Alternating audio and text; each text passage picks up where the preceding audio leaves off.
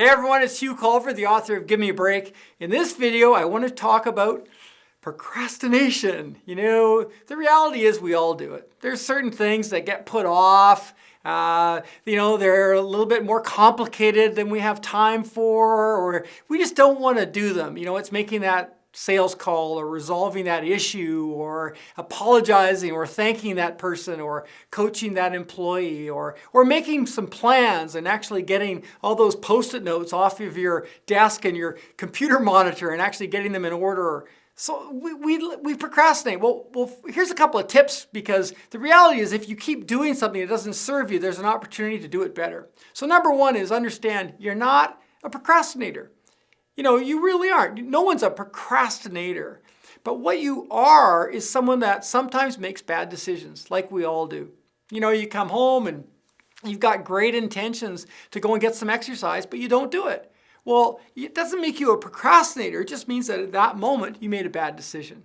So once we start to understand, well, we're not procrastinators, then it just comes down to techniques. It comes down to different ways to address what we need to get done. So the first thing is to take responsibility. The fact that I'm not getting those calls done, there's going to be a cost. The fact that I am putting off on doing my planning means that I'm more likely to waste time. The fact that I have not started to build up my marketing strategies for the next year means that I'm going to be looking for work when I should actually be enjoying the work I've received. So there's a cost to our procrastination. Step number 3 is to take whatever it is you want to get done and just chunk it down.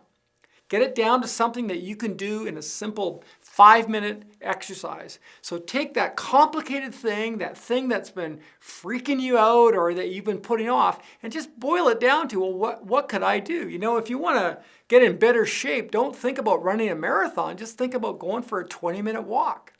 If you want to clean up your office, don't think about getting an entire afternoon available to clean up your office. Just take 15 minutes and say, well, that's the best I can do. I've got 15 minutes. If you want to improve your customer service or your sales, just make one phone call and just move things forward. So chunk it down, get clear, explicit directions to yourself, get it done and cross it off. And the last tip I'll give you is this. Everything we do, there's a reward. Whether we are avoiding the hard work, well, there's a reward for that. Whether we're doing the work, well, there's a reward for that. So if you want to get things done that you've been putting off, you need to understand that there has to be a reward. There has to be something that you're going to get for it. And that thing that you get, that reward that you get, has got to be larger than what you're getting currently. So, email is a great example. When you spend time on email, there's a little bit of a reward. Oh, I got that done. Oh, good thing I looked at that email. You forget that you wasted a lot of time looking at the rest of the emails, but there's a little bit of a reward. If you want to stop working on your email and get that project moving forward, there's got to be something you get, and it could be as simple as this. Crossing it off. Writing down that you're going to make that phone call, crossing it off. Doing 20 minutes of hard work and then taking a break.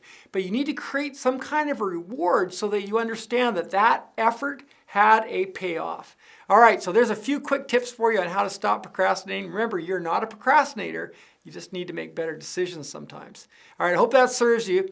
So until next time, be your best, see the best in others, and make it happen.